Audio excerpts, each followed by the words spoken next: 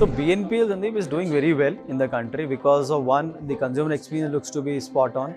Today, a lot of MSMEs which we are not able to get it right, they are able to get BNPLs in terms of the way this transaction happens. The advantages of BNPL for SMEs is very simple, that they can get working capital. So what I can use it for my business through BNPL, I can save that money and my cash flow can be far more better. And the moment I pay it back to the consumer, to the lender, my credit score also increases. So अगर आज मैं 25-30,000 का BNPL if I'm taking for 3 months, tomorrow I can take 50, day after tomorrow I can take 100 and so forth. So your credit offtake on that BNPL will keep rising if you're able to repay it on time. तो ये एक बहुत बड़ा opportunity I would say for the Indian consumers that I foresee. Second, अब technology की वजह से you are able to do it in long shot also in terms of आप बहुत छोटे छोटे शहरों में you can go and take that BNPL. आप you can sit at the home and you can apply for BNPL. You don't have to go anywhere. Documentation is seamless. You can go on the website, just apply for BNPL. There are certain merchants जिसके यहाँ पे आपको BNPL offers भी मिलते हैं. जब आप checkout पे जाते हो, you can take that BNPL offers from those consumers. ये आप यूज़ कर सकते हो. फॉर एग्जांपल, मैं अभी SME हूँ, मेरे को लैपटॉप देना है. I give a laptop to my employee. I don't have to shell out 70,000 80,000 rupees. I can just go on BNPL, pay it and equate in installment for 10 months, 12 months, 9 months, 3 months, depending on आपका cash flow position कैसा है. तो ये आप decide कर सकते हो आपको कैश फ्लो कितना देना है. दूसरा एडवांटेज इसका ये है कि आपको इंटरेस्ट फ्री क्रेडिट मिलता है उस टाइम के लिए. तो अगर आज की डेट में मेरा सबवेंशन हो रहा है किसी मर्चेंट के लाइक क्रोमा के साथ, तो आपको सबवेंशन भी वही प्राइस पे आपको प्रोडक्ट मिलेगा, बट इक्विटी नहीं प्राइस पे.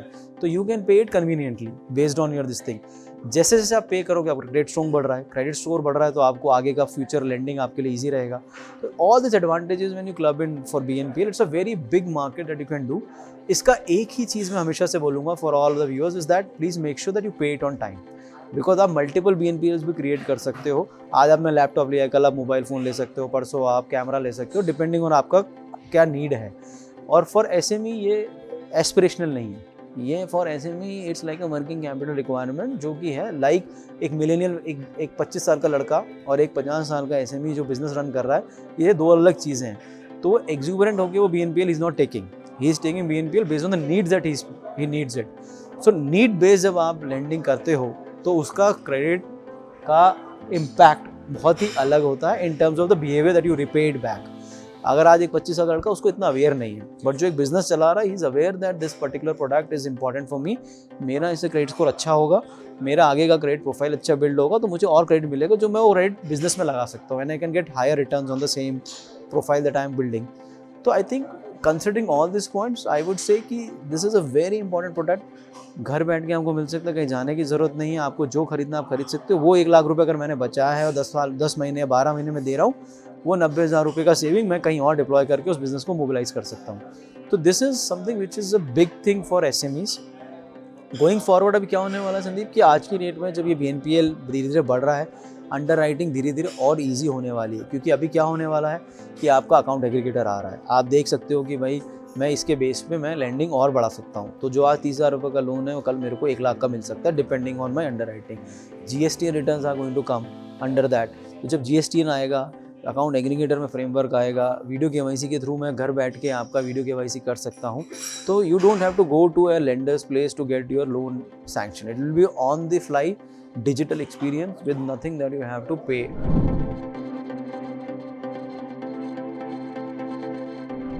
Basically, it's a high growth market. India में आज की डेट में 29% of economy comes from SMEs.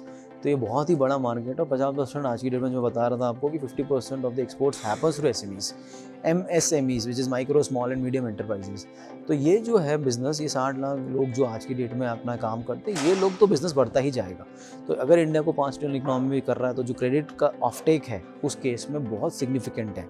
तो इसीलिए बड़ी कंपनी, क्योंकि टैम बोलते हैं अपनी इकोसिस्टम में, टारगेट एड्रेसेबल मार्केट, ये बहुत बड़ा है. जब मार्केट बहुत बड़ा होता है तो कॉस्ट ऑफ डिलीवरी धीरे धीरे अपने आप कम होती है. यूनिट इकोनॉमिक्स अपने आप बैठ जाती है जब आप एक इंफ्रास्ट्रक्चर बिल्ड करते हो. अगर आज मैं एक टेक्नोलॉजी बिल्ड कर रहा हूँ, तो मैं 10 कस्टमर पर लगाऊँ और I put it for 1000 customers, the economics मोटा सेम ही रहेगी. Incremental cost does not increase when you have this thing. तो ग्लोबल मार्केट्स को ये चीज़ पता है कि this segment is very large with a 1.3 billion population in the country. So many SMEs joining the bandwagon. The entrepreneurship is coming up very high in the country. Lot of millennials and young population coming in the country. जो macro variables हैं वो बहुत positive है India के आज की date में इस चीज़ को आगे बढ़ाने के लिए।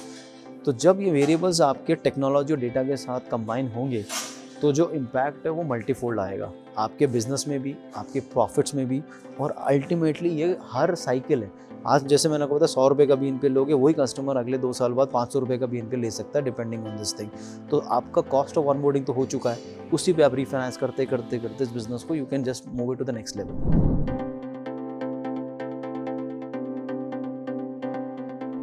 सो I think for service level you are asking, तो सर्विस लेवल का कैसा बयान है ना, पहले टर्म में तो टिकट साइज़ छोटा होता है, तो एक बहुत सिंपल चीज़ है कि मेरा कॉस्ट ऑफ डिलीवरी भी काफ़ी कंट्रोल होना चाहिए, क्योंकि अगर मैं कलेक्शंस करने फिजिकली जाऊँगा तो कॉस्ट ऑफ डिलीवरी मेरा बढ़ जाएगा, क्योंकि टिकट साइज़ 25,000 5,000 से लेके 50,000 के बीच में पूरा रिवॉल्व कर रहा है। तो मुझको मेरा टेक्नोलॉजी के थ्रू ही सॉल्यूशन है, मेरे पास फिजिकल सॉल्यूशन है नहीं। I don't can go and do it physically because I can not collect a 25,000 rupees loan with a physical intervention in between.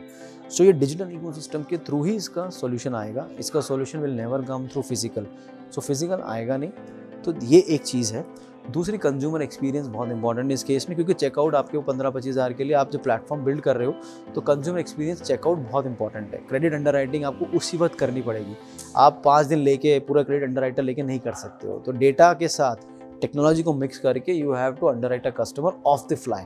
जब मैं मर्चेंट की वेबसाइट पे हूँ तभी मुझे बाय नाउ पे लेटर के ऑफर्स दिखाने पड़ते हैं, तो मुझे off the fly I have to underwrite a customer. तो उसकी जो अंडर राइटिंग के पैराडाइम है वो नॉर्मल अंडर राइटिंग की तरह हो नहीं सकते, जिसमें कि आप file you pick up, give it to the bank और an NBFC and then they process it. तो it's off the fly. So machine के थ्रू ही आपको इसको सॉल्व करना है। इसमें ऑब्जेक्टिव अंडर राइटिंग ही चलती है। This cannot work on subjective underwriting because you have to put variables, scorecard based on what will work, what will not work. And अब आपके पास सीजन डेटा आएगा जितना जितना आपको पता है कि इस कस्टमर को you can get. So I think credit perspective से this is because you have a history of 7, 8, 9 years now with this customer. You exactly know whom to lend and when to lend, what to lend and what capacity to lend. So जब ये चारों चीज़ें आप club करते हो तो your lending will always become better and better over a period of time.